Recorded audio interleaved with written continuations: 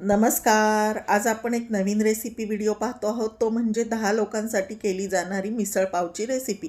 ही recipe महाराष्ट्रात अतिशय famous आहे.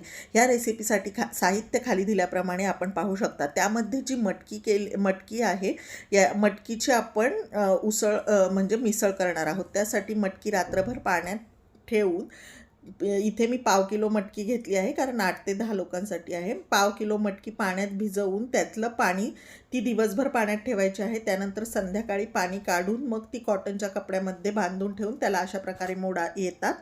तशी प्रोसेस आपण करायची आहे. ती मटकी सर्वप्रथम आपण कुकरला उकडून घ्यायची आहे 3 ते 4 शिट्ट्यांमध्ये. त्यानंतर मसाला खाली दिल्याप्रमाणे आपण पाहू शकता.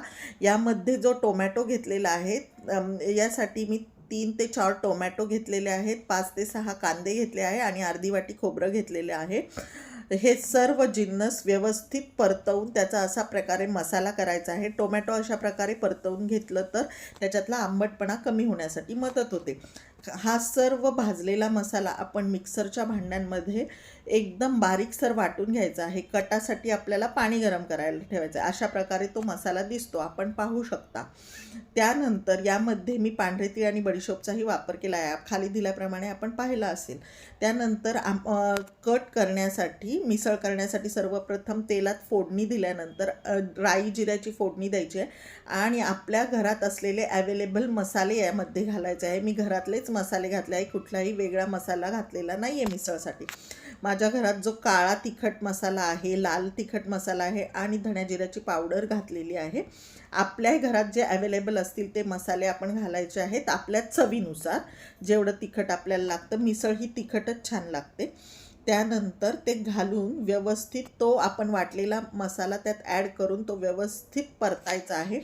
जे मिक्सरमध्ये धुवून ते पाणी आहे तेही ॲड करायचं आहे, म्हणजे ते परतण्यासाठी उपयोगी येते. अशा प्रकारे आपण हा मसाला तेल सुटेपर्यंत परतायचा आहे आणि हा मसाला बारीक गॅसवर परतायचा आहे. जर मोठा गॅस केला तर ते जळण्याची शक्यता असते. हा मसाला पूर्ण परतण्यासाठी तेल सुटेपर्यंत याला अर्धा तासाचा कालावधी तरी लागतो. त्यानंतर मसाला असा तेल सुटेपर्यंत परतल्यानंतर आपण जी वाफवलेली मटकी असते ती यामध्ये ॲड करायची आहे आणि पुन्हा 10 ते 15 मिनटं व्यवस्थित त्याला 5 मिनटं परतवून घ्यायचं आहे आणि आपण जे कटासाठी पाणी केलेलं आहे ते त्यामध्ये ॲड करायचं आहे. आपल्याला जेवढी मिसळ करायची आहे तेवढं पाणी ॲड करायचं आहे. मी इथे 3 ते 4 मोठे तांबे गरम पाणी ॲड करायचं आहे आणि गार पाणी टाकायचं नाही आहे, नाहीतर मग चवीत फरक पडतो.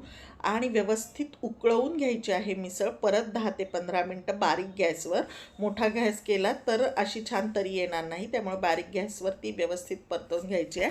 अशा प्रकारे आपली मिसळ तयार. त्यानंतर सर्व करण्यासाठी सर्वप्रथम आपल्याला फरसाण घालायचं आहे, कांदा, त्याच्यानंतर कोथिंबीर आणि आपण जो केलेला कट आहे तो त्यामध्ये ॲड करायचा आहे.